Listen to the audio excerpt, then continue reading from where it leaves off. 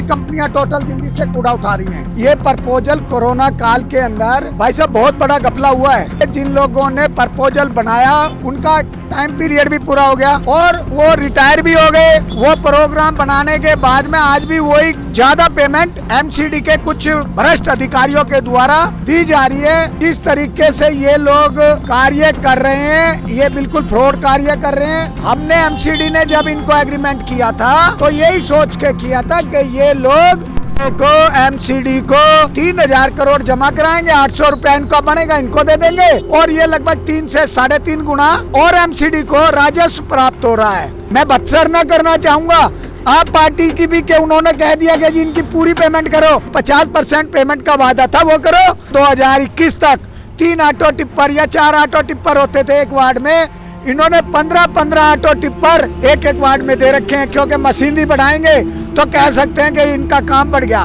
जो मशीनरी बढ़ी है इनका यूज नहीं है। ये केस मैं तो हाई कोर्ट लेके जाऊंगा जी। लोकसभा सांसद मनोज तिवारी जी ने भी इस मुद्दे को उठाया और कहा कि इनकी जांच होनी चाहिए और कूड़ा टाइम से उठना चाहिए। लेकिन कूड़ा कंपनी वाले मिली भगत से नहीं उठा रहे हैं। आपका भ्रष्टाचार उजागर होने वाला है। आपके जो गड़े का पेट है वो फूटने वाला है। नमस्कार, मैं हिमांशु और इस वक्त आप देख रहे हैं झलको दिल्ली। दिल्ली में कूड़े के पहाड़ों को हटाना है और एमसीडी में अरविंद केजरीवाल को लाना है। एमसीडी चुनाव में ये नारा आपने जरूर सुना होगा। झलको दिल्ली पर लगातार हम आपको ऐसी खबरें दिखाते हैं जिनमें यह सामने आता है कि दिल्ली के अलग अलग इलाकों में कूड़े के पहाड़ कम होने की बजाय बढ़ते ही जा रहे हैं। आज हम आपको इस रिपोर्ट में दिखाएंगे कि किस तरीके से कूड़े के पहाड़ बढ़ रहे हैं, अलग अलग इलाकों में ढेर लगते जा रहे हैं। हमारे साथ ज्यादा बातचीत करने के लिए मौजूद होंगे भारतीय जनता पार्टी से पूर्व स्टैंडिंग कमेटी के चेयरमैन और पूर्व निगम पार्षद विजेंद्र यादव। दिखाते हैं ग्राउंड जीरो से हमारी एक खास रिपोर्ट। सर, बहुत बहुत स्वागत है आज इस इलाके में आप आए हैं। धन्यवाद। देखिए, आप जहां पर ये कूड़े के ढलाव घर हैं, मैं देख रहा हूं कि ढलाव घर के साथ में इतना जो कूड़ा यहाँ पड़ा हुआ है, इसका क्या कारण है? ढलाव घर क्यों बंद किए गए हैं? इनका दिल्ली एमसीडी पर क्या प्रभाव है? और जो ढलाव घर बंद होने पर इसमें किन कंपनियों का फायदा है? या जिस तरीके से जो ये घपला मैं कह सकता हूं कि हो रहा है, जिस डैम्स डिपार्टमेंट के साथ में और जो आपकी कंपनियां दिल्ली में 4 कूड़ा उठाने की कंपनियां हैं, उनकी मिली भगत से कुछ ऐसा कार्य वो लोग यहाँ पर पूरी दिल्ली में कर रहे हैं कि जिनसे उनकी पेमेंट पर भी मैं संदिग्ध निशान लगाना चाहूंगा। क्यों? क्योंकि उनको 50% पेमेंट मिलनी चाहिए थी। कितनी पेमेंट देता है? लेकिन 85% उनको पेमेंट ज्यादा पेमेंट दी जा रही है। जबकि मैं इसको एक एग्जांपल से भी आपको बताना चाहूंगा कि अगर किसी ने एक सूट अपना शादी का पहले तय किया टेलर से कि जी आप मेरा सूट सिल दीजिए, और वो टेलर कहने लगे कि सिर्फ मैं आपका सिंगल कोट सिलाई करूंगा, आपके पैंट शर्ट नहीं सिलूंगा, तो उसको सिर्फ कोट के पैसे मिलने चाहिए। इसी तरह के से कंपनियों ने भी ये जो घपला चला रखा है, मैं कहता हूं कि इन कंपनियों को सिर्फ और सिर्फ वही पैसा मिलना चाहिए जिसकी ये हकदार हैं। 4 कंपनियां टोटल दिल्ली से कूड़ा उठा रही हैं। इनके द्वारा जो ये कार्य 2600 रुपये मीट्रिक टन से हम इनको एमसीडी इनको पेमेंट कर रही है।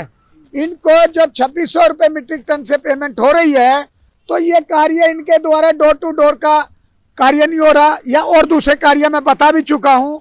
और डोर टू डोर होगा कैसे? दिल्ली में 4 मंजिल बिल्डिंग से लेकर 20-20 मंजिल तक बिल्डिंग बनी हुई है, उनमें डोर टू डोर कहाँ हो पाएगा? कूड़े के यहाँ पर देखिए, ये प्रपोजल कोरोना काल के अंदर भाई साहब बहुत बड़ा घपला हुआ है।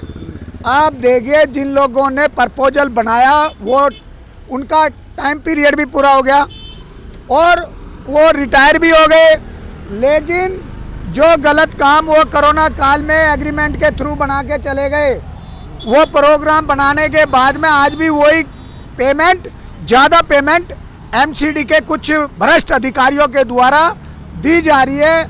और जिस तरीके से ये मैं कह रहा हूँ कि चारों कंपनियों के नाम मैं बताऊंगा आपको, लेकिन आप देखिए उसमें क्लियर लिखा है एग्रीमेंट में कि रेट पर जो इनको परमिशन दी गई है तो उसमें इंक्लूडिंग ये क्या फैसिलिटी देंगे, वो फैसिलिटी मैं समझता हूँ कि इन्होंने यूजेज चार्जेस के नाम पर, डोर टू डोर 100 कलेक्शन के नाम पर, और भी जो मैंने आपको बताए हैं कि जिस तरीके से ये लोग कार्य कर रहे हैं ये बिल्कुल फ्रॉड कार्य कर रहे हैं। और जैसे इन्होंने कंडीशन भी दे रखी थी कि भाई एमसीडी को इन्होंने 3000 करोड़ रुपए देने का वायदा किया एक जोन से, जो वो 800 करोड़ रुपए ये 8 साल में लेंगे, 8 साल में 3000 करोड़ रुपया जमा कराएंगे। लेकिन ये 800 करोड़ रुपया हमने एमसीडी ने जब इनको एग्रीमेंट किया था तो यही सोच के किया था कि ये लोग को एमसीडी को 3000 करोड़ जमा कराएंगे, 800 रुपया इनको बनेगा, इनको दे देंगे और ये लगभग 3 से 3.5 गुना और एमसीडी को राजस्व प्राप्त हो रहा है। लेकिन इन्होंने कोई उसकी तरफ तो ध्यान ही नहीं किया। जो इनके एग्रीमेंट के बने हुए हैं रूल, उनको तो ये पूरी एक्स्ट्रा फालतू पेमेंट ले रहे हैं। मैं बदसर ना करना चाहूँगा आप पार्टी की भी कि उन्होंने कह दिया कि जी इनकी पूरी पेमेंट करो। क्यों करो? जब ये कार्य कर रहे हैं जितना उस तरीके की 50% पेमेंट का वादा था वो करो। आप इनकी 85% पेमेंट कर रहे हैं, ये गलत कार्य है। और इसके अंदर में जैसे एमसीडी को होना चाहिए था फायदा, लेकिन हो रहा है लॉस। और जिस तरीके से ये कार्य हो रहे हैं उनमें मैं समझता हूँ कि हमने एजेंडा पढ़ा है, देखा है, समझा है, ये एजेंडे के अकॉर्डिंग भी कार्य नहीं हो रहे हैं। इनके कंपनियों को फेल है ये। और इनका जिस तरीके से मैं मेयर महोदया से एक आग्रह और करना चाहूँगा कि मैडम महोदया, अगर आप दिल्ली का भला चाहते हो, एमसीडी का राजस्व बचाना चाहते हो, तो इन कंपनियों की पेमेंट को रोक दो, स्टॉप कर दो। क्योंकि इनकी इंक्वायरी करवाओ, इनको कितने रुपए की पेमेंट हो चुकी है ये चेक कराओ और जस्टिफिकेशन कराओ कि भाई ये जो रेट इनको दिए गए हैं क्या ये रेट ठीक है। और इनके ऊपर एंटी करप्शन यहाँ पर बैठाओ, जो लैंडफिल है या दूसरी जगह है सीबीओ बैठाओ, जांच कराओ। अगर जैसे इनके अलावा इन कंपनियों ने ऑटो टिप्पर के नाम पर भी और एक लोड बना रखा है। पहले ऑटो टिप्पर हमारे समय में 2021 तक 3 ऑटो टिप्पर या 4 ऑटो टिप्पर होते थे एक वार्ड में। इन्होंने 15-15 ऑटो टिप्पर एक वार्ड में दे रखे हैं, क्योंकि मशीनरी बढ़ाएंगे तो कह सकते हैं कि इनका काम बढ़ गया। लेकिन इनका टिप्परों का भी जिस तरीके से ये कार्य कर रहे हैं दिखावा है। और इसमें जो मशीनरी बढ़ी है इनका यूज नहीं है, ये तो इन्होंने अपने ऊपर और एमसीडी के ऊपर ज़बरदस्ती लाद दिया है। और दूसरा, जिस तरीके से 800 रुपये की पेमेंट होनी चाहिए थी मीट्रिक टन की, 2600 रुपये मीट्रिक टन की पेमेंट इनका करवाने का मकसद है सीधा। और दिल्ली में भाई साहब 3 ENC हैं, उन तीनों ENC के कार्य बांटने चाहिए थे, लेकिन इन्होंने कार्य, मैं कहता हूँ एक तो ENC जिसके पास में जो ENC जिसके ऊपर CBI केस चले हुए थे और जो भ्रष्ट है सबसे, जिसने मतलब अपने एक्शन समय के कार्यकाल में बड़े भ्रष्ट कार्य किए, आज वो ही फाइनेंशियल चीज चेक कर रहा है तीनों एरियो की, सभी जगह की। उसी के द्वारा जो एडमिनिस्ट्रेशन की ट्रांसफर पोस्टिंग है वही वो ENC चेक कर रहा है, देख रहा है। तो मैं समझता हूँ कि 2 ENC को तो कार्यभार नहीं दे रखा, क्योंकि घपले में वो महारत हासिल है उसको। तो ऐसे जिस तरीके से हम समझते हैं कि ये केस, मैं तो हाई कोर्ट लेके जाऊंगा जी।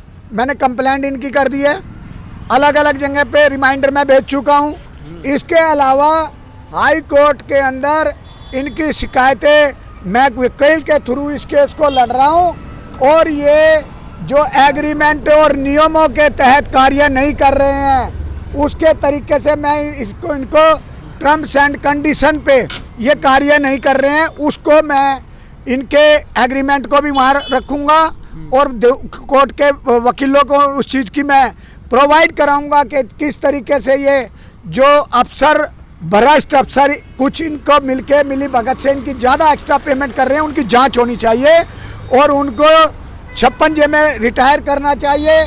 और जिस तरीके से ये मुद्दे आपने देखे होंगे, नव भारत अखबार के न्यूज़पेपर में भी एक छपे, उसमें लिखा हुआ था कि 125 वार्डों में इनकी पेमेंट और सेग्रीगेशन का कार्य चल रहा है। लेकिन मैं उस चीज़ को बिल्कुल नकारता हूँ। वहाँ पर वो झूठ लिखा गया और इन्हें कहीं भी 125 क्या एक जगह भी दिल्ली में सेग्रीगेशन का कार्य हो ही नहीं रहा, ना कहीं गिल्ले से कूड़े से इनकी खाद बनने का कार्य हो रहा है, कहीं नहीं हो रहा गिल्ले कूड़े से खाद बनने का कार्य। ये लोग मिली भगत है। हमारे लोकसभा सांसद मनोज तिवारी जी ने भी इस मुद्दे को उठाया और कहा कि इनकी जांच होनी चाहिए और कूड़ा टाइम से उठना चाहिए, लेकिन कूड़ा कंपनी वाले मिली भगत से नहीं उठा रहे हैं। और जिस तरीके से ये कार्य हो रहे हैं, कहीं ना कहीं इसमें संदिग्ध मैं समझता हूं कि ये कार्य चल रहे हैं। अभी आपने यहाँ देखे होंगे ये कूड़ा जनरेट कहाँ से होता है? कहाँ से? फैक्ट्रियों से, मकानों के टूटे हुए बिल्डिंगों से, आपके जो घरों से, दुकानों से, रेस्टोरेंट से, होटलों से, बहुत सी जगह से ये सेग्रीगेट होता है।